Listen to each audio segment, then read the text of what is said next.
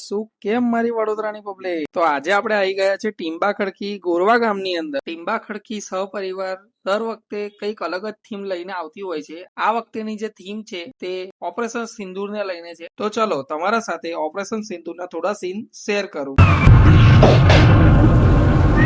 हिंदुस्तान ने 7 मई को दिखा दिया कि शेर कौन है और कायर कौन है।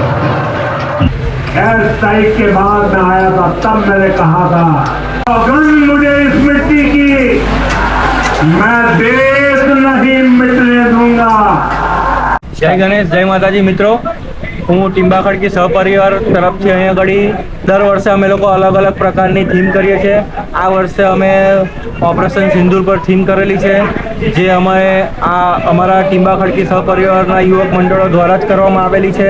અને આ તૈયાર કરવામાં અમને એકાદ મહિના જેટલો ટાઈમ લાગેલો છે. બહુ સારી એવી થીમ છે.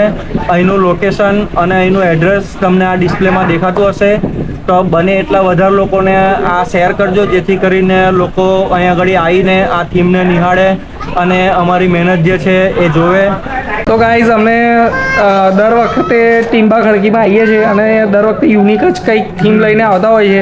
આ વખતે પણ બહુ જ નેક્સ્ટ લેવલ થીમ હતી અને અમને તો ખૂબ જ મજા આવી. મારું રેકમેન્ડ છે કે તમે જરૂરથી આગળ વિઝિટ કરશો. કૌશલભાઈ તમારું શું કહેવું છે? બરોબર છે, આવા જેવું છે. તમે મસ્ત વિઝિટ કરો આ પ્લેસ.